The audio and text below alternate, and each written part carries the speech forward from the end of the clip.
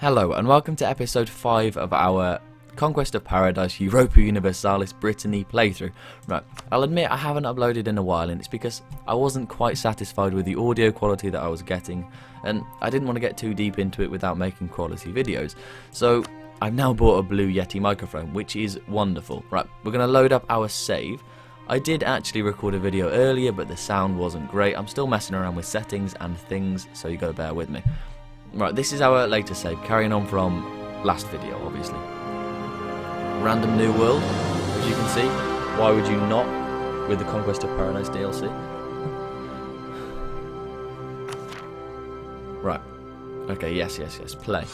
Now, the world is looking quite normal at the moment, but we will hope to change that. I've been thinking, and I do kind of want England as an ally, so we might as well try and get them. So we're going to improve relations. Right, we'll get that going. We'll leave the game to run a little bit. Now next we want to expand into France, as we want to curb France's power somewhat, or curb it largely really. So with our other diplomat, we are going... England have cancelled military rights, not too bad. With our other diplomat, we are going to fabricate a claim against a French province. We'll go for Poitou, down here. It didn't really matter which one we went for. And after we fabricated this claim, we've been discovered already. After we fabricated this claim, we're going to fabricate another one on Alencon, or Orléans. Because we want to take two provinces, because if we're going to go to war with France, we may as well make it worthwhile. We might even fabricate a claim on Orléans too. So then we'll have, 3 provinces with a claim on which costs less in a peace deal, etc. Now, I want to have a look in the ledger first before I do anything too rash. We'll go on total. Now France is the most powerful country militarily, not by much compared to the Ottomans, but it is definitely a number 1. Castile, who is our ally, I'd like to point out, allies with Brittany, Burgundy and Portugal. Probably better if we look at our own allies. Yeah, so we're allied with Burgundy, Castile and Savoy. Now, Castile is 4th on military power and Burgundy is 5th. So that is quite a nice setup for us really. England are following close behind, so again, we want to ally with those, just so that France are completely outnumbered, because they have some stupidly good military leaders and it is very, very hard to win. So France will have 40,000 people, Castile 35, Burgundy another, basically 35. So there we have 70,000 versus France's 41. And then if England joins in, it'll be, close to 100,000 with our puny 5,000 men. It should go alright for us, but I won't make any promises. These promises don't seem to go well with France. They just don't like that. Right, I'll speed the game up a little bit. I'm sorry if there's any lag. I'm still messing around with my computer. Nothing is, completely perfect, as I would like, anyway. We're actually going to build some more... political that way. We're actually going to build some more regiments of infantry. We'll build 3, I think, as our economy can definitely handle it. They only cost 0.22 gold per month, and we get 2.2, so we may as well just bolster our armies a little bit, just so we can hold our own against France if they come and knock it. Now, do England like us enough yet? No, not really. Interesting. So, as soon as they like us enough, when we currently have -4 is only currently have 1, then I'm going to royal marriage with them, they'll like me more, then maybe ally with them, or maybe have to improve relations more. But anyway, the end goal is to ally with England, as they are not the most powerful nation, obviously, but they are still very, very powerful. They've just got to... Now that's kind of bad, because that means they're not going to go to war for another 5 years, so they might actually be a worthless ally at the moment. But in the future, of course, they could come in useful, so we may as well ally with them as soon as possible. Now, they're actually okay with having an alliance with us, so we'll stop relationship improvement now, and then we'll get a royal marriage as soon as I'm allowed to send a diplomat. Right, royal marriage, and then it also means we get an increased chance of an heir, etc. Now, offer an alliance 17th of February, it'll be soon. So there aren't really any overwhelmingly powerful nations around where... Oh, an alliance offer, yes please. That worked out well.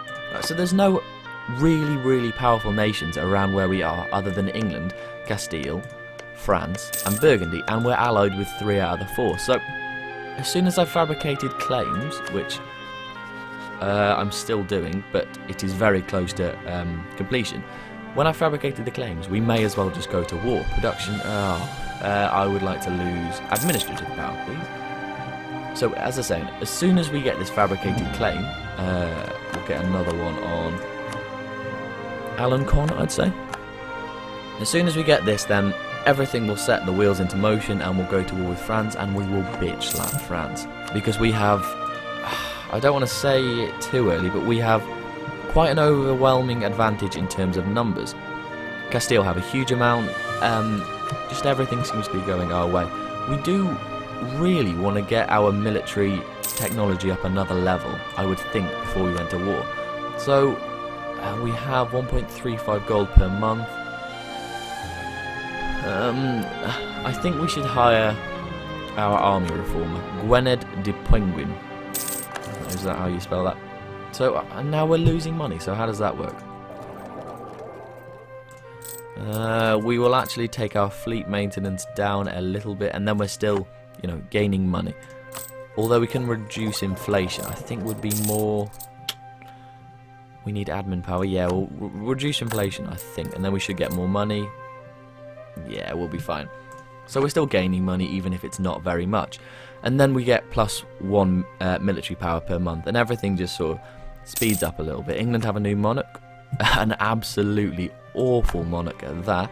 France does seem to be fractured somewhat by these Hussite heretics.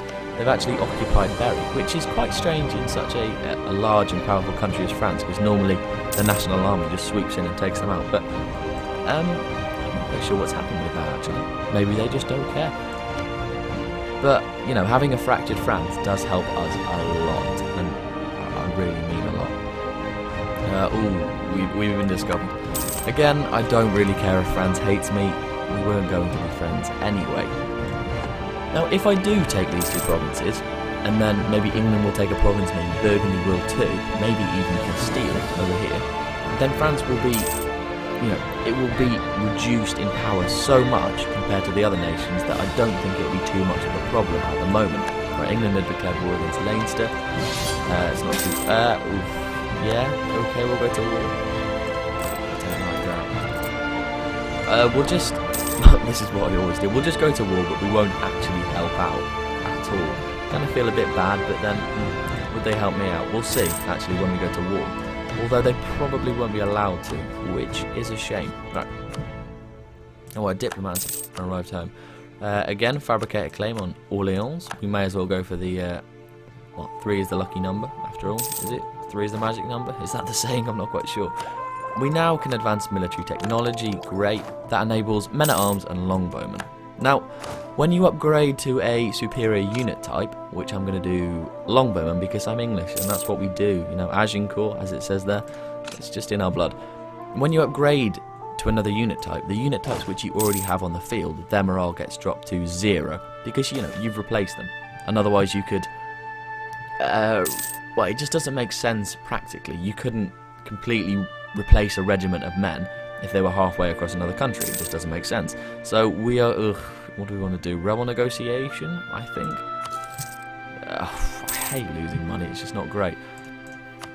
Yeah, so their morale was 0, but it didn't matter too much as we weren't in a war.